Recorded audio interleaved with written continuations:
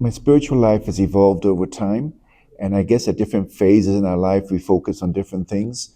I remember when I was national chair of Hong Kong, it was a very, very busy time because there's so many things to do within the SSSIO organization and so much is expected of us and things we want to do for Swami. And at the same time, it was a very busy time in my legal practice. And so a lot of time and energy is dedicated to doing things. And unfortunately, when we're so focused on doing things, looking back, I realize that sometimes we are not as mindful about the processes, the way we conduct ourselves at all times, the way we speak to other people at all times. And I guess after stepping down, when one has time to reflect and think about one's service, they bring a lot of insights. And I've come to the view that although doing all the activities as part of Swami's mission is extremely important, perhaps what is more important is about learning to be a good Sai devotee. And that involves, in my view, thinking about, firstly, what does it mean to be a Sai devotee? And I think sometimes, we hear so much about what Swami says, and unfortunately, sometimes we maybe give lip service to it. And that's why I think our sadhana should be thinking deeply about what does it mean to be a Sai devotee.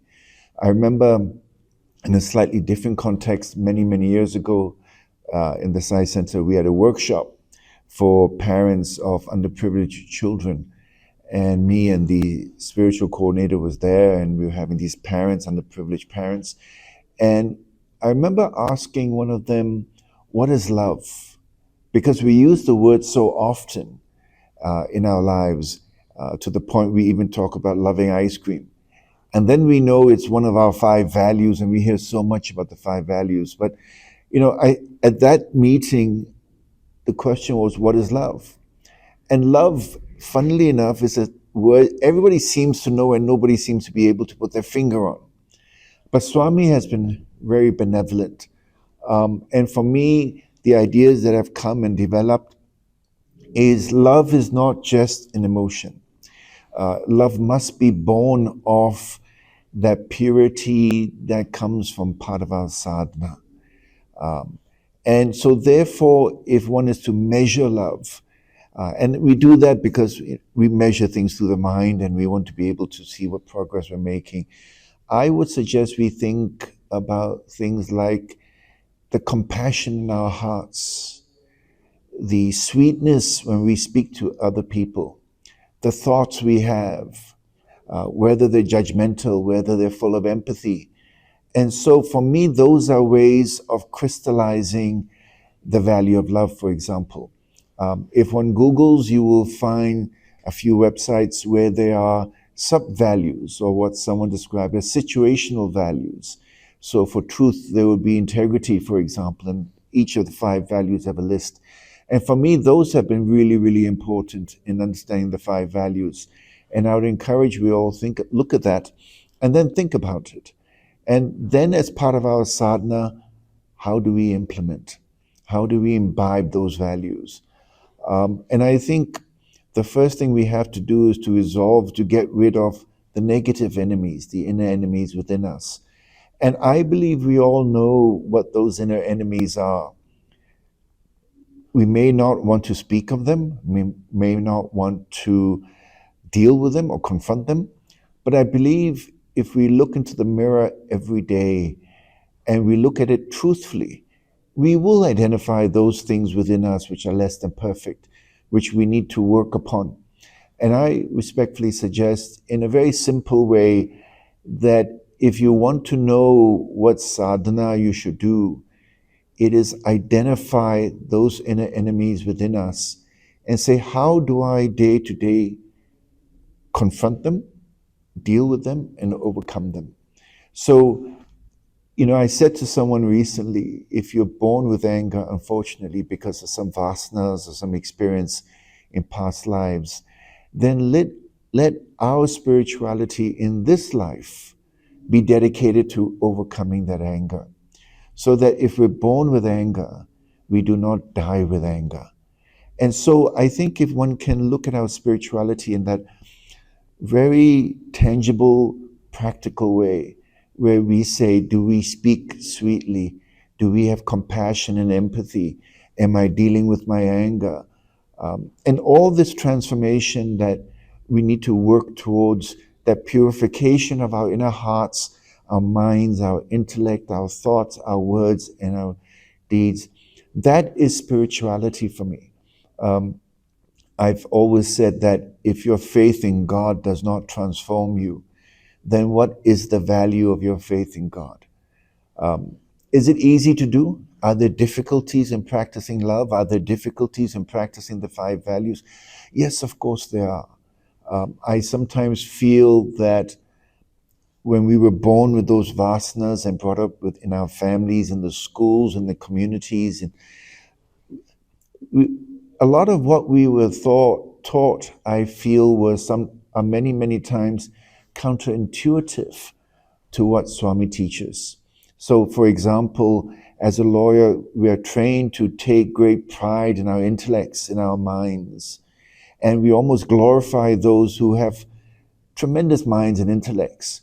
And yet, Swami wants us to overcome our mind, discipline our mind, bring the monkey mind back to his lotus feet. So, on the one hand, we are trained to glorify the mind, and on the other hand, in the Sai fold, we're trained to bring the mind, to still the mind, quieten the mind, and bring it to the lotus feet and offer it to God in the hope that it dissolves on those lotus feet.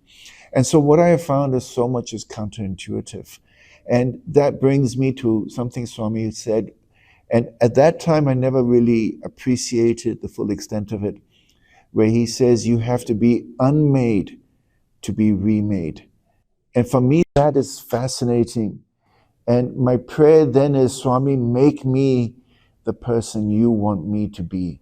Let me not be the person who is a product of his mind, a product of a negative environment, a product of his ego. Let that all be undone. And may I be who you want me to be. May your will be my will. The last thing I perhaps would want to share is this: love my uncertainty. Swami used to talk a lot about that, and I must confess that many a times I did not really understand what that entailed. But I did know one thing: it was counterintuitive, because we have that false sense of belief that if I acquire more money, if I gain prominence in my profession, if I achieve this, if I achieve that, that I can achieve greater certainty in the future. And we spend a lot of time and energy pursuing that. And it is the greatest delusions, because we may accumulate all of those things and then find one day we are stricken with a very severe illness, or that one day we lose all the money that we've worked so hard to accumulate. And so the first thing I learned is that idea of certainty is illusory. And then when Swami says, love my uncertainty, well, we then ask, well, what does that mean? And I suppose the realization I've come to is, yes, we are obliged to do our very best.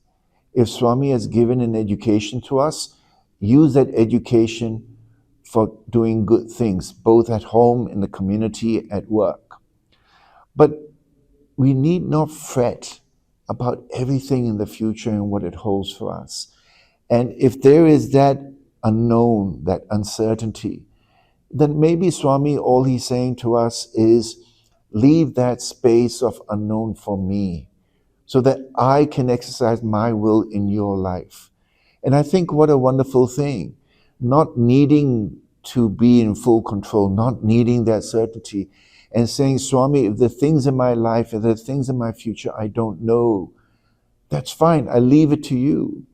I am prepared to live in your certainty with full confidence that you will give to me what I need for my spiritual growth, that you will draw me to you as I purify on this journey by being close to you and by following your teachings. So there's so much one learns, and my ideas have been developing over time, and more I come to the reading and understanding that there is only Swami. And when we talk about free will and the right to choose, first of all, that's very, very limited. It's very constrained by our past and our karmas and the circumstances we're born in, etc., etc. And then you come to the realization, well, that's only right if you are working at the level of doership. But once you know that everything is Sai, and that He is the true motivator, He is the eternal companion, love is uncertainty, live in His will, He will do everything, and we give up that sense of doership, then you realize, well, actually there is no free will. There's no choice to be made because all is destined by His will. And so, with some of those ideas, I'd say perhaps the only choice we have to make, if there is at that level, is the choice to follow His teachings, the choice to be who He wants us to be, and to pray to Him and say, please help me with that. And in terms of any decision we have to make, to say, please, please, please tell me what is it that you want me to do, and give me the courage and the wisdom to do it. And these are some of the very practical things in my life which I've been thinking about. What does Swami's teachings mean to me? What do I have to do? Where do I have to go? And I know that when I ask, He will answer. And I pray that He will answer and make the answers clear to me, and that I live my remainder of my lives in His will. Om Sathya.